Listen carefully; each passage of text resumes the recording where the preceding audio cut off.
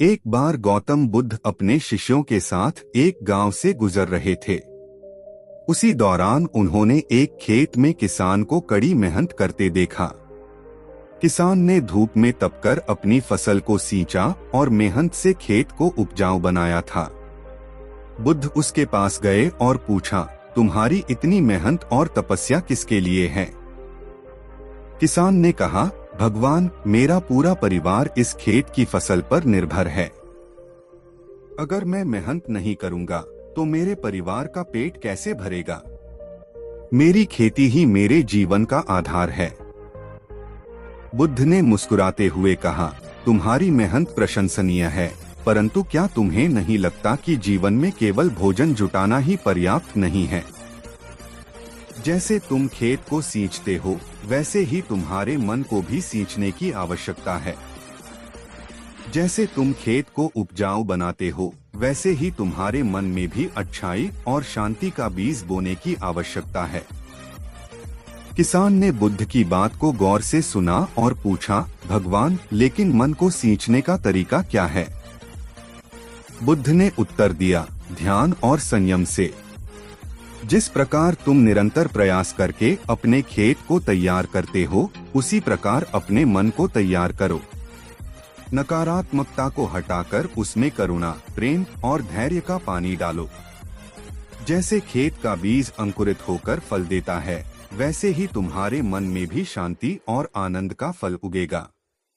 किसान बुद्ध की बात समझ गया और उसने प्रतिदिन ध्यान का अभ्यास करना शुरू किया।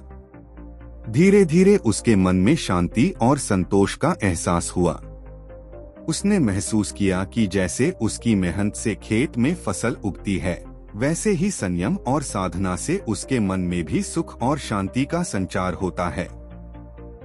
इस कहानी से यह सीख मिलती है कि जिस प्रकार हम अपने जीवन के भौतिक पक्ष का ध्यान रखते हैं, उसी प्रकार हमें अपने आंतरिक मन और आत्मा का भी ध्यान रखना चाहिए। जीवन में सच्ची संतुष्टि केवल बाहरी सुख से नहीं, बल्कि आंतरिक शांति से मिलती है। समय बीतता गया और किसान अपने काम में पहले से अधिक खुश और संतुष्ट महसूस करने लगा। अब वह हर सुबह अपने काम से पहले थोड़ी देर ध्यान करता, जिससे उसे अपने भीतर एक नई ऊर्जा का एहसास होता। उसका चेहरा शांत और प्रसन्न दिखने लगा और गांव के लोग भी उसके इस बदलाव को देख हैरान थे। एक दिन एक पड़ोसी किसान ने उससे पूछा, तुम पहले भी मेहनत करते थे, लेकिन अब तुम्हारे चेहरे पर यह शांति और खुशी का रहस्य क्या है? किसान ने मुस्कुराते हुए उत्तर दिया, गौतम बुद्ध ने मुझे सिखाया कि जैसे मैं अपने खेत को हर दिन पानी देता हूँ और देखभाल करता हूँ, वैसे ही अपने मन का भी ध्यान रखना जरूरी है। ध्यान और संयम से मन की गंदगी साफ होती है और जब मन निर्मल होता है तो जीवन में हर काम करने में खुशी और संतोष मिलता है। उस किसान की बात सुनकर उसका पड़ोसी भी प्रेरित हुआ और उसने भी ध्यान का अभ्यास शुरू कर दिया। धीरे धीरे गांव के और लोग भी इस नए रास्ते की ओर खींचने लगे। एक दिन गांव में गौतम बुद्ध का पुनः आगमन हुआ और गांव के लोगों ने उनका भव्य स्वागत किया।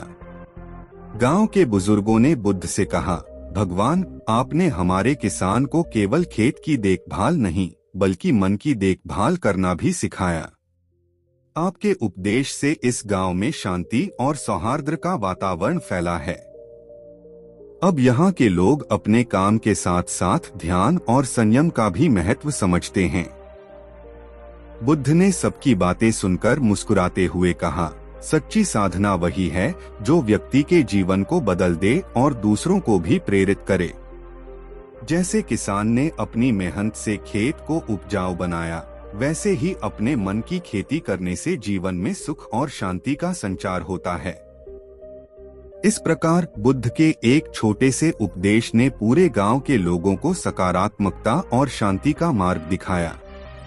गांव का हर व्यक्ति अब अपनी मेहनत के साथ अपने मन की खेती करना भी सीख चुका था और इससे वहां का जीवन और भी सुंदर बन गया। दोस्तों, आपको हमारा वीडियो कैसा लगा कमेंट करके जरूर बताएं। अगर आपको हमारा वीडियो पसंद आया हो तो वीडियो को लाइक करें और हमारे चैनल को सब्सक्राइब करें। धन्यवाद।